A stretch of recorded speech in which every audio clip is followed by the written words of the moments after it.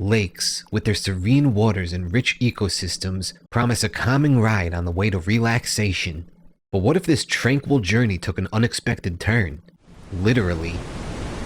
At Lake Peigneur back in 1980, it took just seconds for a routine drilling operation to turn into an ecological disaster. But why did this incident happen? And who was truly responsible? Join us as we question everything about the Lake Peigneur sinkhole disaster.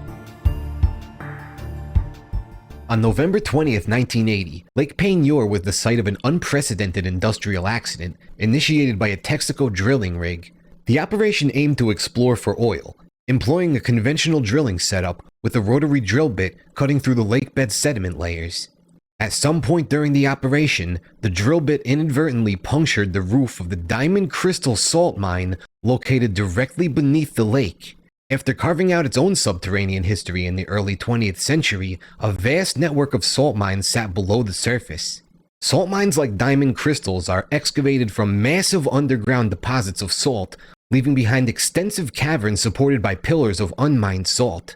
The entry of water through the drill hole, initially slow, quickly escalated as water dissolved the salt, enlarging the breach and facilitating a catastrophic inflow of lake water into the mine's chambers. The situation below ground rapidly deteriorated as mine passages began to flood.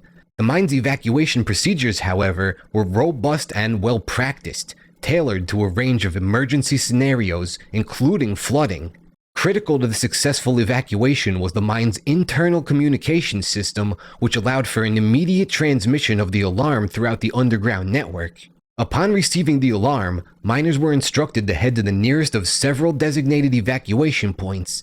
These points were strategically located to provide access to a series of escape shafts equipped with emergency hoist systems. These hoists, powered by electricity independent of the mine's main power supply, were designed to operate even in the event of a power failure, ensuring that miners could be lifted to the surface safely. The mine safety protocol included the use of self-rescuer devices.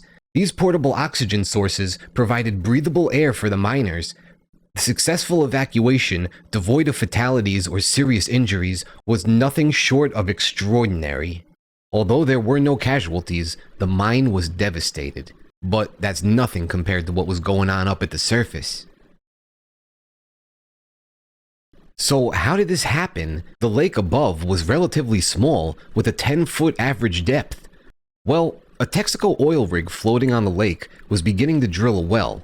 During the process, the 14-inch drill bit became jammed, prompting efforts from the crew to release it. They were met with sharp, loud noises, followed by the drilling structure starting to lean. Realizing the gravity of the situation, the crew quickly abandoned the rig and headed for the safety of the shore. Not long after their departure, both the platform and the rig vanished into the shallow depths of the lake. As the whirlpool at Lake Peigneur expanded, it became a gaping maw in the earth, a vortex of destruction that reshaped the landscape in real time. This whirlpool, now a dominant force, continued its relentless pull, creating scenes straight out of a disaster movie. The surrounding water turned into a furious cascade. The sight was mesmerizing and horrifying in equal measure. The whirlpool, growing in size, seemed to defy physics, pulling in everything with an inexorable force. Simultaneously, an unexpected and surreal phenomenon occurred. The Del Cambre Canal, which traditionally flowed from Lake Peigneur to the Gulf of Mexico, reversed its course.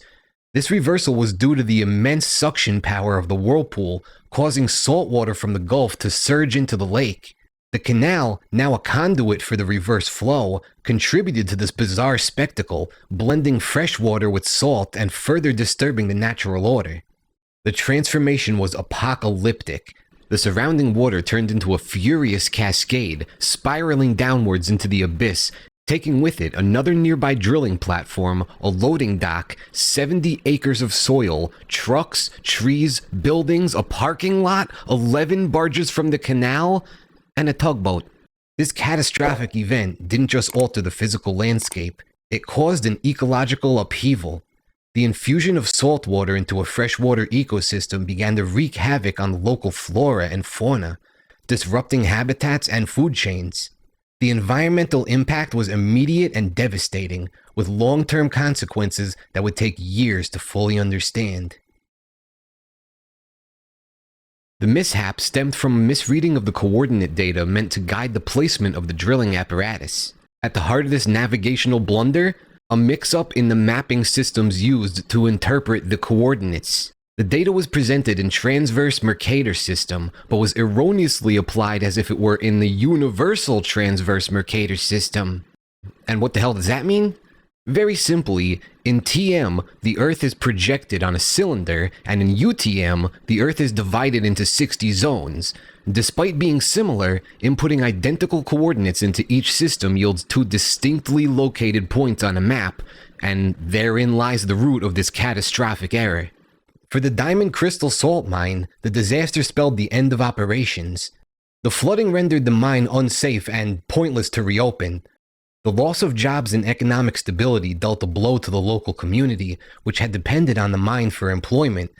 The property damage extended beyond the immediate vicinity of the lake. Homes, businesses, and infrastructure suffered as a result of the sinkhole. The legal and financial fallout was complex, involving Texaco, the drilling contractor, and the salt mine operators in a tangle of lawsuits with repair costs running into the millions. This event became a pivotal moment that prompted significant changes in drilling practices, mining regulations, and rethinking of how humanity interacts with its natural environment. The drilling mishap at Lake Peigneur highlighted the critical need for accurate, comprehensive geological data to prevent similar catastrophes. Regulations became stricter, mandating more rigorous environmental impact assessments and closer scrutiny of drilling sites.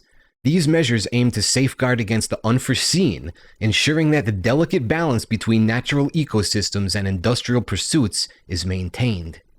As we continue to navigate the challenges of industrialization and environmental conservation, the story of Lake Peigneur serves as a beacon, guiding us towards a more sustainable and mindful interaction with the Earth. If you want some other videos on some weird stuff, check these out. If you liked the video, please like, subscribe, and share it. It really helps the channel. Thanks for watching, everyone. I will see you next time.